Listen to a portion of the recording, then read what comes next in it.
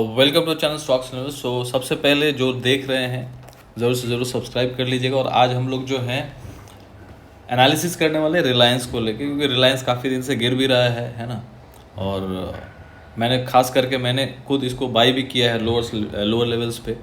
और बहुत लोग के दिमाग में अभी चल भी रहा होगा कि रिलायंस में अभी क्या हो सकता है, लेवल्स क्या हैं, समझ में नहीं आ रहा है। फॉलिंग है काफ़ी, ऊपर से 2600-2700 से गिर रहा है। और जब से जियो फाइनेंशियल सर्विस है वो अलग हुआ है तब से और गिर रहा है। तो आगे क्या हो सकता है ना। तो बहुत लोगों के दिमाग में, क्योंकि काफ़ी लोग इसको होल्ड करते हैं और बहुत अच्छा शेयर है ना, सबसे टॉप का शेयर है, लीडर, मार्केट लीडर है। तो इसमें क्या है नहीं है जो भी है हम लोग आज देखने की कोशिश करेंगे, क्या क्या संभावनाएं बन रही हैं, कौन से लेवल्स पे है, कहाँ और गिर सकता है कि नहीं, कि कहाँ तक जाएगा। देखिए कहाँ तक जाएगा वो तो कोई नहीं जानता है, लेकिन बहुत ऊपर जा सकता है। इसमें पोटेंशियल इतना, सबसे बड़ी कंपनी हमारी इंडिया की, ठीक है। लेकिन कहाँ तक गिर सकता है, कहाँ खरीदना चाहिए, वो मैं जस्ट एक लर्निंग पर्पज से बताऊंगा, सीखने के लिए, ताकि आप लोग भी निकाल पाए। कोई बाय सेल रिकमेंडेशन नहीं है, आप अपने फाइनेंशियल एडवाइजर को पूछ के ही कोई ट्रेड लीजिएगा। लेकिन इससे कुछ आप सीखें। आप यदि कुछ सीखें तो ज़रूर कमेंट बॉक्स में लिख के बताइएगा कि आपने इससे कुछ सीखा है कि नहीं, आपको मज़ा आया कि नहीं, ठीक है। कमेंट बॉक्स में ज़रूर लिख के बताइएगा। और लाइक कर लीजिएगा यदि आपको अच्छा लगे। चैनल को देखते लाइक आप देख रहे हैं, वीडियो आपको पसंद आ रहा है तो ज़रूर लाइक कीजिएगा। और अच्छा लगे तो सब्सक्राइब भी कर लीजिएगा चैनल को, ताकि कोई भी नेक्स्ट टाइम वीडियो बनाओ तो आपको नोटिफिकेशन आ जाए, आप मिस ना करें, है ना, वंचित ना रहे कोई भी एडुकेशन से। तो स्टार्ट करते हैं वीडियो को। तो जैसे कि आप देख रहे हैं ये वीकली चार्ट है। तो इसका जो एनालिसिस करेंगे, क्योंकि ये जनरली लोग रिलायंस लेते हैं तो एक अच्छे अवधि के लिए सोच के लेते हैं कि भाई 6 महीना, साल भर, 2 साल, 5 साल मैं रखूंगा तो इसमें पैसा बनेगा, अच्छा रिटर्न आएगा, because it is better than FD, ठीक है। तो क्योंकि 15 से 20%, 25% तक सालाना इसका एक एनुअल ग्रोथ रहता है, मतलब रिटर्न इन इक्विटी जिसको बोलते हैं। रिटर्न इन इक्विटी क्या होता है? आरओई। इस पर ज़्यादा नहीं जाऊँगा, इसको टोटली मतलब समझ लीजिए, इसका फुल फॉर्म है रिटर्न ऑन इक्विटी। मतलब जो मैं शेयर खरीदता हूँ, यदि मैं 2500 का ले रहा हूँ तो साल में यदि मुझे इसमें कितना प्रॉफिट आया है ना। तो यदि मुझे 500 इसका जो प्राइस है बढ़ के 3000 हो जाता है तो मेरा प्रॉफिट 3000 हो जाता है। तो 2500 से 3000 चला गया तो 500 का मेरा प्रॉफिट आया। मतलब 2500 से तो मैंने लिया ही, और 500 और ऐड हो गया, 3000 प्राइस चला गया, तो मेरा रिटर्न ऑन इक्विटी कितना हुआ? 20% ईयरली। तो एवरेज इसका रहता है 20-25% इसका एवरेज रहता है लॉन्ग टर्म में। ऐसा नहीं कि एक साल में, 2 साल में। आप देखिए इसका लॉन्ग टर्म मतलब लास्ट 10 ईयर्स का, यदि आप देखेंगे लास्ट 10 ईयर्स का, तो आप देखेंगे कि लॉन्ग टर्म में 20-25% इसका CAGR रहता है, रिटर्न ऑन इक्विटी रहता है, ठीक है। वॉट एवर, उस पर ज़्यादा हम लोग फंडामेंटल पे नहीं जाएंगे, ठीक है। तो हम लोग टेक्निकली देखने की कोशिश करेंगे क्या लेवल से क्या क्या निकल सकता है। तो आपके सामने जो है कोई होमवर्क करके नहीं आया हूँ, देखता हूँ क्या क्या हो सकता है। तो सबसे पहले तो देखिए एक रेजिस्टेंस ये फेस कर रहा है, जो मैं इसको मार्क करना चाहूँगा। एक रेजिस्टेंस फेस कर रहा है इस जोन में, है ना। ये जोन कौन सा है? ये जोन है कुछ 2575 से लेके 2600 तक, है ना। ये जोन पे रेजिस्टेंस फेस कर रहा है, जो कि इसका ऑल टाइम हाई के आसपास है, ठीक है। और एक और जोन है जहाँ एक अच्छा सपोर्ट ये ले रहा है। ये कौन सा जोन है? ये जोन ये वाला है। ये मतलब मोटा मोटी पकड़ के चलिए, इसको आप बोल सकते हैं 2000 के आसपास एक बेस बना हुआ है। तो ये तो एक रेंज हम लोग को समझ में आ गया। तो क्या ये यहाँ तक आएगा? फिर से 2000 तक आ सकता है। देखिए मार्केट में अनसर्टेनिटी हमेशा बनी रहती है, इसलिए हमेशा बोलता हूँ यदि किसी भी स्टॉक्स को आप बाई कर रहे हैं तो धीरे धीरे बाई कीजिए। लंबे अवधि के लिए कर रहे हैं तो भाई इस लेवल पे थोड़ा लीजिए, यहाँ पे लीजिए, यहाँ पे लीजिए, तो आपको कभी डर नहीं लगेगा। डर किनको लगता है? जो शॉर्ट टर्म में ये सोचेंगे, बस उनको लगता है कि भाई मैं सुन लिया, आज वीडियो इनका देख लिया, किसी का भी वीडियो देख लिया, देख के यदि वो बाई बोल रहा है तो यहाँ से मैं रिलायंस में पोटेंशियल है, यहाँ पे 2318 चल रहा है, यहाँ से बाई कर लेता हूँ, 500 क्वांटिटी ले लेता हूँ, मेरे पास तो पैसे पड़े हुए हैं। वो पूरा पैसा उसी में डाल देते हैं और फंस जाते हैं। थोड़ा सा भी नीचे आएगा, डर लगेगा, पैनिक में सेल करके चले जाएंगे, फिर वहाँ से मार्केट रिवर्स कर जाता है। तो जनरली होता वही है, ठीक है। बट अपने को वो नहीं करना है। अपने को क्या करना है? चीज़ों को समझना है, अच्छे से देखना है, रिस्क मैनेजमेंट को फॉलो करना है। जो मेरा एटलीस्ट वीडियो देखते हैं तो उसको एटलीस्ट समझ आ जाएगा कि हाँ क्या क्या कर सकते हैं। तो जैसे मैंने बता दिया, आपको यदि इन्वेस्ट करना है तो धीरे धीरे कीजिए।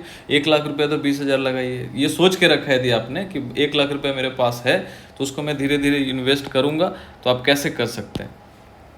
1 लाख रुपीज़ मेरे पास है भाई, यहाँ पे इस जोन पे मैं 30,000 इन्वेस्ट करता हूँ, थोड़ा और नीचे आएगा ये जोन पे जहाँ पे दिख रहा है 2200 तक आ सकता है। यदि यहाँ से फॉल हो रहा है और यदि गहराया, मैं बोल रहा हूँ आएगा नहीं आएगा वो बात की बात है, लेकिन यहाँ तक यदि आया तो मेरे पास और 70,000 रुपये बचे हुए हैं, मैं वहाँ पे 30 का और डाल दूंगा, ठीक है। और जिस दिन या तो और नीचे आएगा तो मैं पूरा 40,000 वहाँ डिप्लॉय कर दूंगा, या तो आप 40 ऐसे करके भी आप कर सकते हो। इस तरीके से आपको इन्वेस्ट डिप्लॉय करना चाहिए, क्योंकि यहाँ तो दिख रहा है साफ साफ कि भाई ये लोअर लेवल पे 2000 पे ह्यूज डिमांड है। तो डिमांड जहाँ पे होता है वहाँ पे इंसान को बाई करना चाहिए। और यहाँ पे क्या है, सप्लाई है।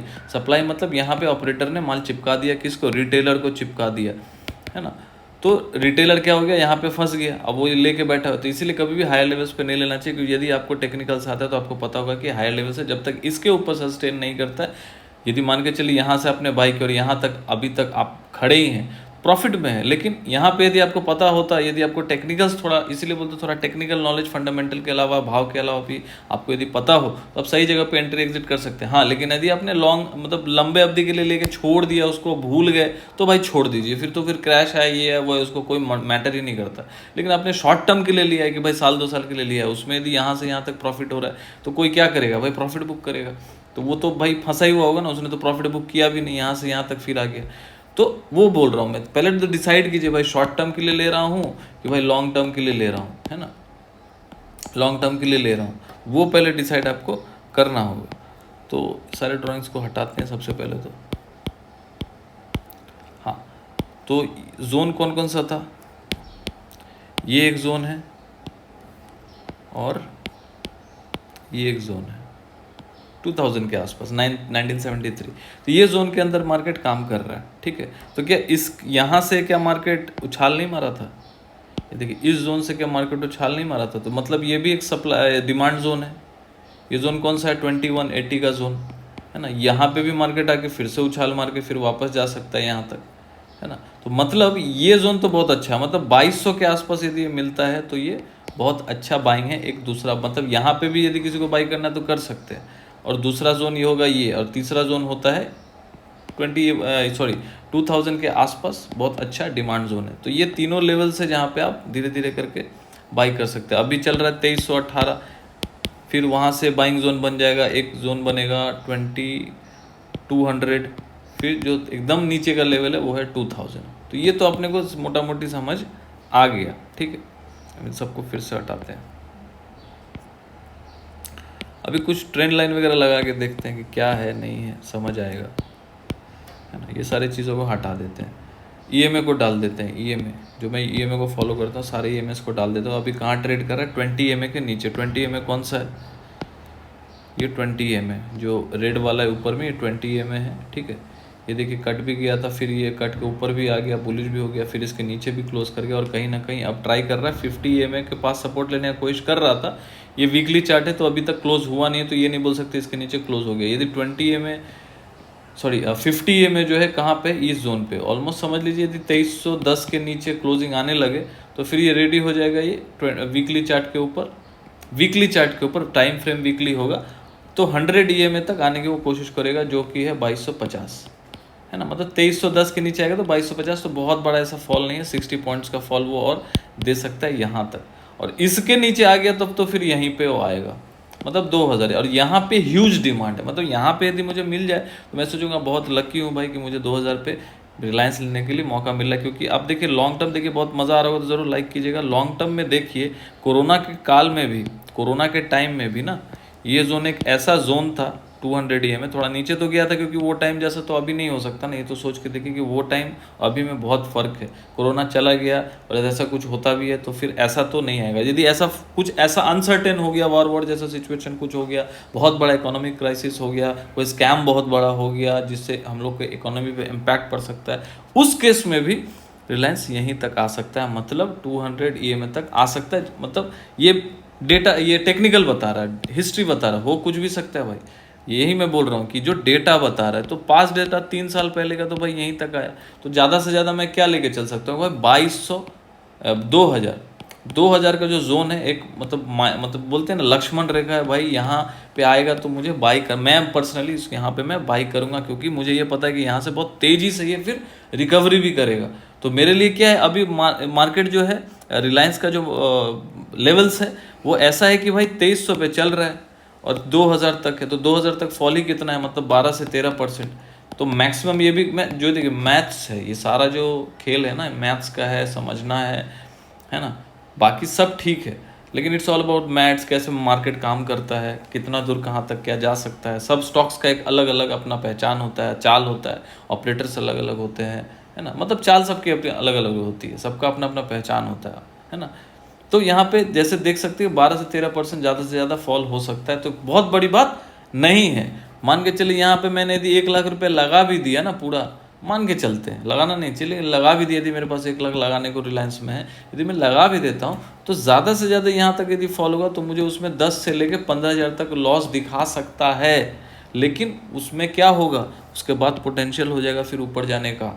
इसलिए मैं बोलता हूँ, यदि मान के चलिए यहाँ बुद्धिमानी क्या है कि पैसा यदि है तो 50 के, यदि 1 लाख रुपए है मेरे पास, ड्राइंग्स को हटाता हूँ काफ़ी, हाँ, तो यदि मेरे पास 1 लाख रुपए है, 1 लाख रुपीज़ है, तो मैं यहाँ पे मैं क्या करूँगा पर्टिकुलर, मैं यही करूँगा कि मैं यहाँ पे 50,000 से लेके 60,000 यहाँ लगा दूंगा, 50 to 60%, और फिर वेट करूँगा ये जोन पे आने के लिए। भाई 2000 से लेके 2050 तक कोई जोन आएगा तो फिर मैं अपना 40K डालूंगा, है ना। और यदि पूरा आप यदि एग्रेसिव है तो पूरा लगा के भाई समझ जाइए कि भाई यहीं पे ये ज़्यादा से ज़्यादा यहीं आ सकता है, तो वहाँ से डरने वाली कोई बात नहीं कि 10 कोई स्टॉक यदि 10 से 15% फॉल ही हो सकता है, तो फिर डरने वाली तो कोई बात ही नहीं कि 10-15 हज़ार लॉस भी दिख जाएगा, तो आपका माइंड पहले से रेडी। यहाँ पे बात आती है साइकोलॉजी की, यदि मुझे पहले से यदि पता हो कि ज़्यादा से ज़्यादा मुझे 10-15 हज़ार ही लॉस होना है, तो मुझे डरने वाली कोई बात ही नहीं, फिर तो वहाँ से रिकवरी आना, और यहीं से यदि घूम गया तो बहुत अच्छी बात है। तो दोनों केस में मैं सेफ हूँ, यही तो ट्रेडिंग है, शॉर्ट टर्म ट्रेडिंग, है ना। तो इस तरीके से आप इन्वेस्ट भी कर सकते हैं, है ना। दूसरा बात है, मैं तरीका बता रहा हूँ, है ना। तो जोन मैंने बता दिया है, EMA पे हम लोगों ने देख लिया, और 20 EMA के ऊपर आ जाएगा तब तो फिर बुलिश ही हो जाएगा। तो यहाँ पे इसको मैं बंद कर देता हूँ। तो कुछ ट्रेंड लाइन से जिसको मैं देखता हूँ लगा के कि भाई कुछ बैठता है कि नहीं, तो यहाँ से मैंने कनेक्ट किया है, और ये एक ट्रेंड लाइन आ रहा था। कौन कौन सा पॉइंट मैंने कनेक्ट किया है, ये कनेक्ट किया है, ये कनेक्ट किया, मिनिमम 2 होना चाहिए ट्रेंड लाइन बनाने के लिए, 2 पॉइंट कनेक्ट होना चाहिए। तो ये 1-2 मैंने कनेक्ट किया, और ये एक थोड़ा हुआ है ऑलमोस्ट, और ये एक पॉइंट हुआ है, तो इसको लेके एक ट्रेंड लाइन बना है, जिसका एक ब्रेकडाउन हम लोग को यहाँ पे दिख रहा है। जैसे दिखा होगा कि यहाँ पे एक ब्रेकडाउन हुआ है, इसको मैं थोड़ा बड़ा करता हूँ, ये थोड़ा बड़ा ब्रेकडाउन यहाँ पे हुआ है, और उसके बाद देखिए 2 हफ्ते से गिर ही रहा है ना। तो कहीं ना कहीं एक तो ब्रेकडाउन हो चुका है, ठीक है। दूसरा ट्रेंड लाइन बैठाने का कोशिश करते हैं। कोरोना के टाइम से जो चल रहा था उसका ट्रेंड लाइन लेने का कोशिश करते हैं। यहाँ से यदि इसका मैं लेता हूँ, देखिए ये इंटरेस्टिंग होगा, इसको मैं हटाता हूँ, फिर से बनाता हूँ। ये एक इंटरेस्टिंग पॉइंट है। देखिए रिलायंस में मैं थोड़ा ज़्यादा बुलिश हूँ, मैं बुलिश हूँ। क्यों बुलिश हूँ मैं बता रहा हूँ, क्योंकि मुझे ऐसा लगता है, गलत साबित हो सकता हूँ, कि अभी गैस प्रोड्यूस भी ये करता है, और कोई ब्रिटिश कंपनी के साथ मिलकर ये और भी कुछ गैस प्रोडक्शन में जा रहा है, और काफ़ी भारी मात्रा में प्रोड्यूस करेगा गैस को। और आने वाला टाइम अभी क्या चीज़ का है, आने वाला टाइम अभी विंटर का है ना। और विंटर में क्या होता है ना कि यूरोप वगैरह में काफ़ी ठंड पड़ता है विंटर में, है ना। कड़ाके की मतलब सर्दी पड़ती है। इंडिया में नहीं होता, कहीं कहीं होता है, लेकिन यूरोप में तो पड़ता है, ठीक है। तो वहाँ उन लोगों का गैस कंजम्पशन बहुत ज़्यादा, उसका नीड बन जाता है। जो चीज़ की नीड बन जाती है, need equals to huge demand, ठीक है। और जब डिमांड बढ़ता है तो क्या होता है, प्राइस ऊपर जाता है। तो ये इक्विटी मार्केट के लिए अच्छा नहीं है, लेकिन इसके लिए तो उसके लिए तो अच्छा है ना, जो गैस बनाता है। यदि उसका गैस प्राइस, जो गैस प्रोड्यूस कर रहा है उसका यदि प्राइस बढ़ता है तो उसके लिए तो अच्छा है ना। जैसे कोरोना के टाइम में क्या मार्केट गिरा, लेकिन फार्मा के लिए तो अच्छा था ना, FMCG के लिए तो अच्छा था ना, है ना। तो जिन चीज़ों के लिए अच्छा था, IT सेक्टर के लिए तो अच्छा था ना कोरोना, उसी में तो बूम किया। तो इस टाइम में गैस का जो भी स्टॉक्स है उस पर मैं फोकस करके रख रहा हूँ, क्योंकि विंटर आने वाला है। क्योंकि प्राइस पहले ही आपको फैक्टर इन कर देगा। आप सोचेंगे कि दिसंबर आएगा, जनवरी आएगा, मार्केट ऐसे ही काम करता है। बट दिसंबर जनवरी जब आएगा तब तक अपना वो स्टॉक अपना काम कर चुका होगा, तो उसके पहले ही आपको एक्शन लेना पड़ता है ऐसा मार्केट कहता है। सब हटा देता हूँ, ठीक है। तो एक ट्रेंड जो यहाँ से मैं ले रहा था, यहाँ से कोरोना के टाइम से, तो इसको मैं कनेक्ट कर रहा हूँ, ये जो करेक्शन आया था यहाँ, हाँ अभी एग्जैक्टली आप देखिए ये पॉइंट मैंने, क्योंकि ट्रेंड लाइन बनाने के लिए 2 पॉइंट का ज़रूरत होता है, तब आप ट्रेंड बना पाएंगे। ब्रिज बनाने के लिए तो एक खंबे की ज़रूरत नहीं, एक खंबे से तो आप ब्रिज नहीं बना सकते ना, 2 खंबे के मिनिमम ज़रूरत होती है ना।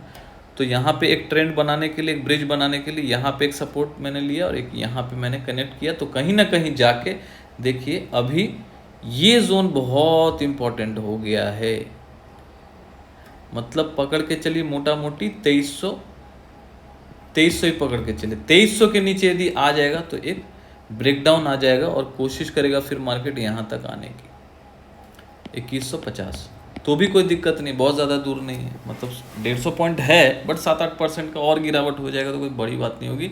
लेकिन मुझे ऐसा लगता है कि यहाँ से एक तेज़ी आ सकती है। तो यहाँ पे आपको क्या लगता है, आप इसमें क्या करना चाहते हैं, है ना, आपने क्या पोजीशन बना के रखा है, आपको इसके बारे में जो वीडियो बनाया मैंने, आपको जो भी ऐसा लगता है कि आप राइट है सर, आपका एनालिसिस सही है, या मुझे भी ऐसा ही लगता है, आपको क्या लगता है कि मैं जो बोल रहा हूँ, जो तुक लगा रहा हूँ, जो तिकड़मबाजी लगा रहा हूँ कि हाँ ऐसा ऐसा हो सकता है, वो सही है कि गलत है, कमेंट में लिख के बताइएगा। और आशा करते हैं आपको समझ आएगा कि मैं क्या बताने की कोशिश कर रहा हूँ, क्या सिखाने की कोशिश कर रहा हूँ।